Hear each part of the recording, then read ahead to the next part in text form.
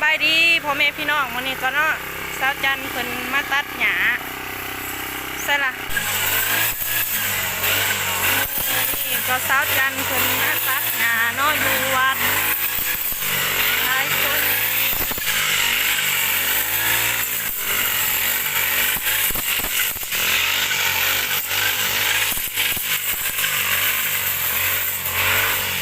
หลายคนดูพ่อแม่พี่น้อง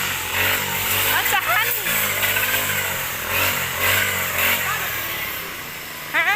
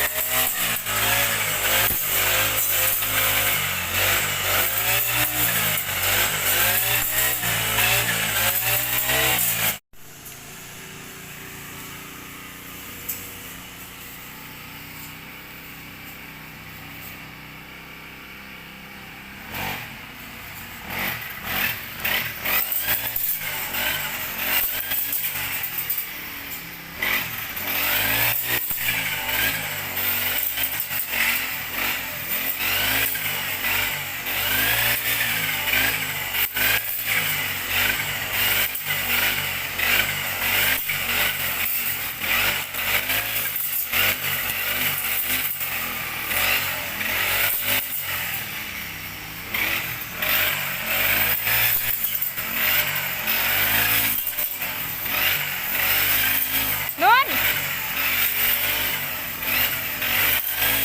บักนุ่นคันเด้ขนาด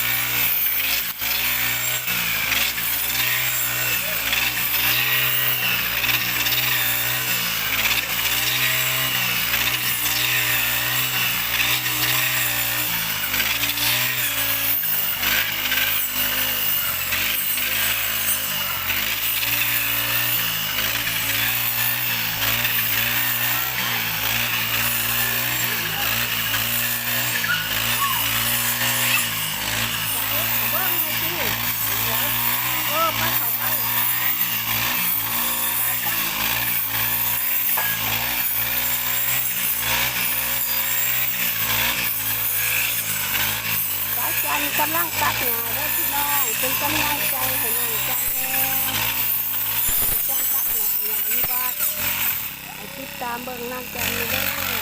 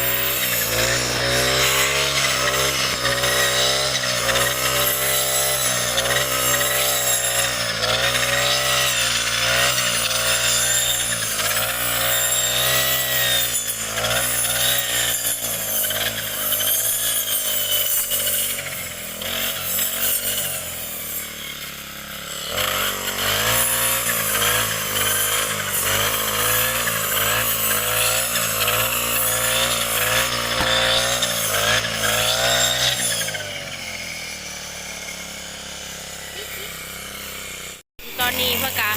ตัดหญ้าเนาะหม้อสีแล้วแล้วเพื่อนพี่น้องอันเพื่อนตัดเปลี่ยนเท่าจันเป็นร้านของเท่าจันเองแล้วเพื่อนตัดเปลี่ยนกับเท่าจันเพราะจักก็มีแต่2 เครื่องหม้อแองเนาะฮากามาเนาะเพื่อนพี่น้องแล้วฮากามาตัดเปลี่ยนเท่าจัน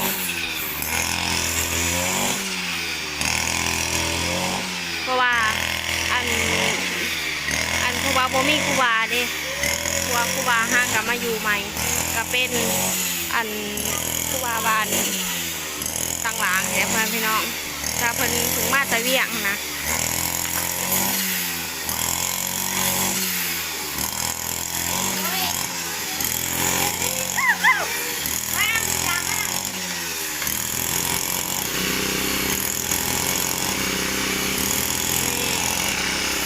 ไปเลย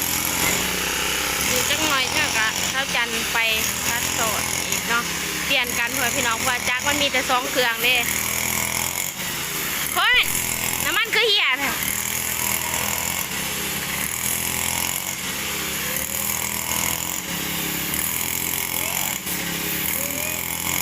น้ำมันเหี้ยนะค่ะบอกความแทนมันน้ำมันเหี้ย